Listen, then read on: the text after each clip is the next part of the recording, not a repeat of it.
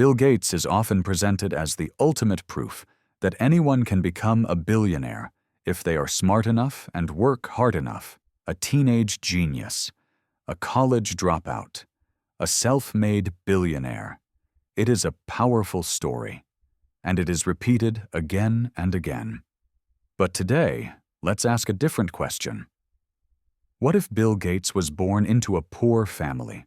What if he didn't grow up surrounded by money, education, and opportunity?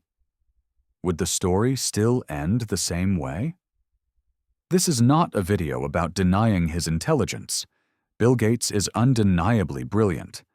This is a video about something we rarely talk about. Starting position. Because talent does not exist in a vacuum. It needs access, it needs time, it needs safety. So instead of asking how smart Bill Gates was, let's ask something more uncomfortable. What if he never had the chance to become Bill Gates at all? The version of the story most people hear is simple. Bill Gates loved computers. He taught himself to code. He worked harder than everyone else. He dropped out of Harvard. And he built Microsoft from nothing.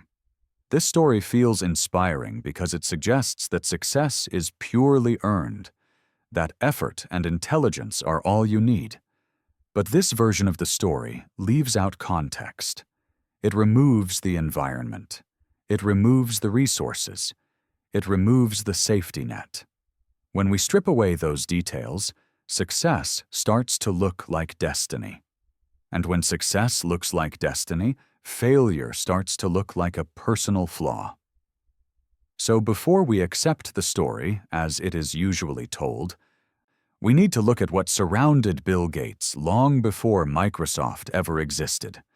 Bill Gates first had access to a computer at the age of 13. Today, that sounds normal. Back then, it was extraordinary. In the late 1960s and early 1970s, computers were massive, rare, and extremely expensive.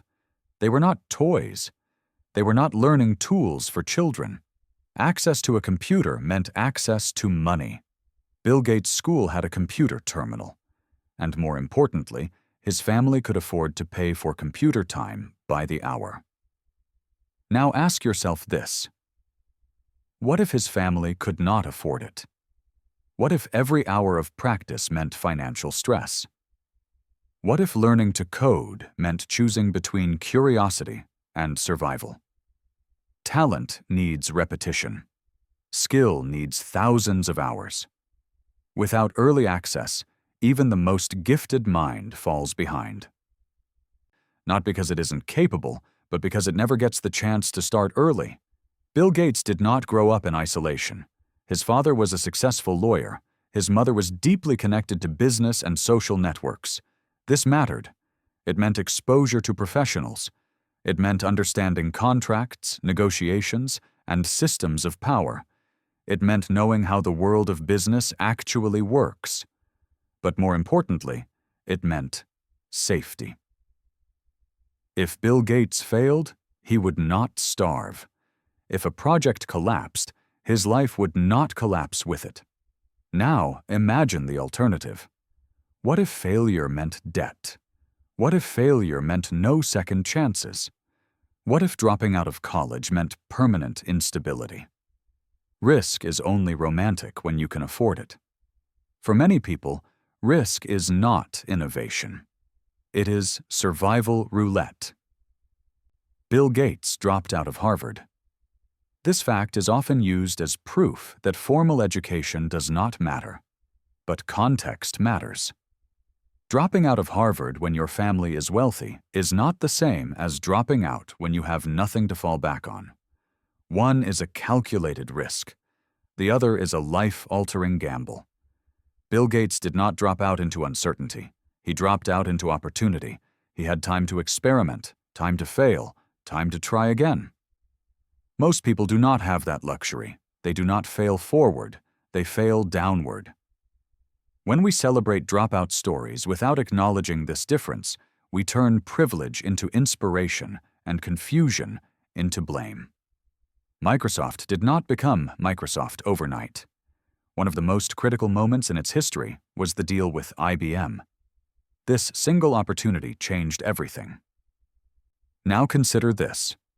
What if Microsoft never met IBM? What if that door never opened? History is full of talented people who never got their IBM moment. Success often depends not on being the best, but on being chosen at the right time. Hard work prepares you for opportunity, but it does not guarantee opportunity will arrive. Many people work just as hard. Many are just as capable. They simply never get the call. We hear Bill Gates' story because he succeeded. We do not hear the stories of the thousands who followed the same path and failed.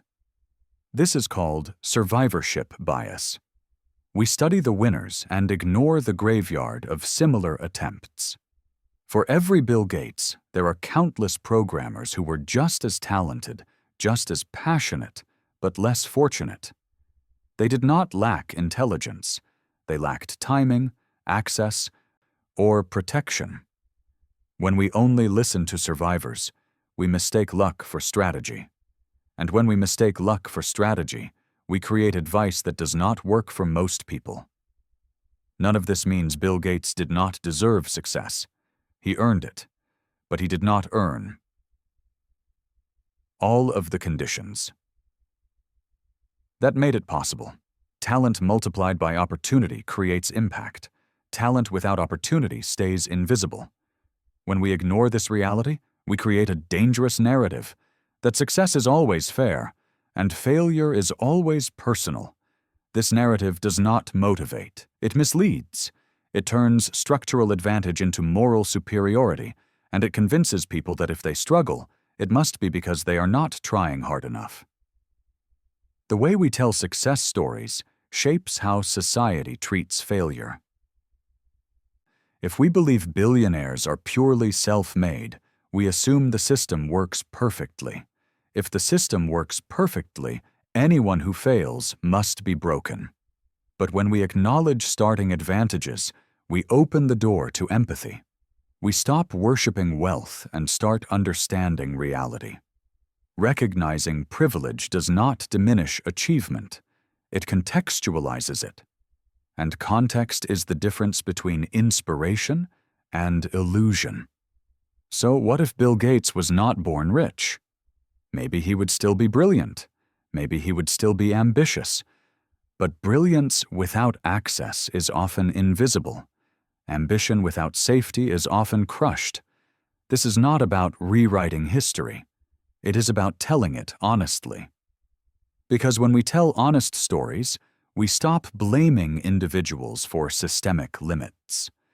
And when we stop doing that, we build a society that values people not just outcomes,